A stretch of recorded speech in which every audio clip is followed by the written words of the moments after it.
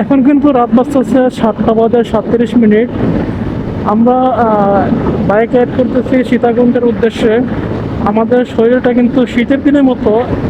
আমরা কিন্তু শীতের দিন আহ, গিয়েছিলাম রাঙামাটি বান্দরবনের দিকে।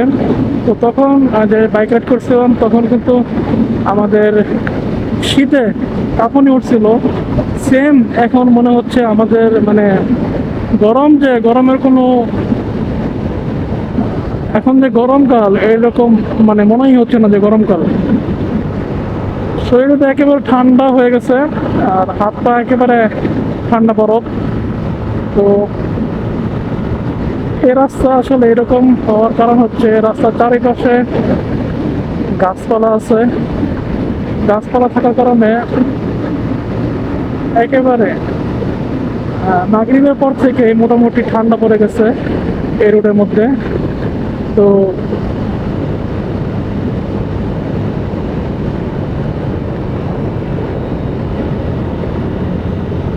এখন আমরা কোথায় আসছি, জায়গা নামটা দেখতেই পারলাম না।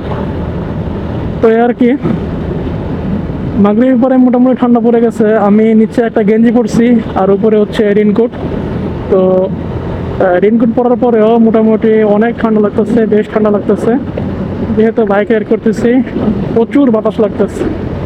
আর বাইকের স্পিড সর্বদা অলওয়েজ 80+ বা 90+ এরকম স্পিডে বাইক চলতেছে। তো এই জন্য হয়তো একটু ঠান্ডা বেশি লাগতেছে, কারণ ঠান্ডা বাতাস, চারিদিকে নিরিবিলি কেমন আবহাওয়া। এই রাস্তাটা খুবই ফাঁকা এবং খুবই ভালো লাগতেছে।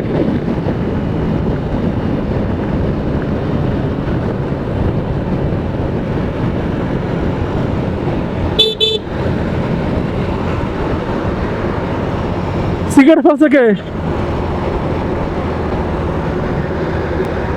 আসলে কি বলবো, এই রাস্তার মাঝখানে হঠাৎ করে সিগারেট সিগারেট খেয়ে সিগারেটের যে পুটকি এটা ফেলাই দিচ্ছে আর কি।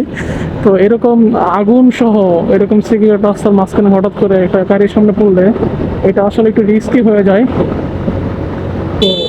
তো এই কাজ কেউ করবেন না, এরকম কাজ।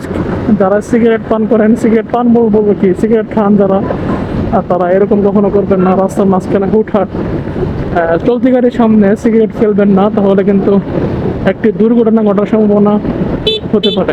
তো যে সিগারেটটা ফেলতেছেন এটা হচ্ছে আগুন, সুতরাং এটা ফেললে বড় ধরনের একটা দুর্ঘটনা হতে পারে।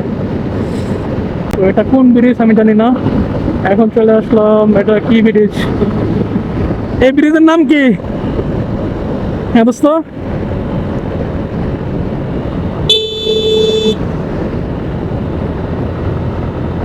দেখতে পাচ্ছেন বাসগুলো কি এরকম করে চাপ, মাফ করো, বকা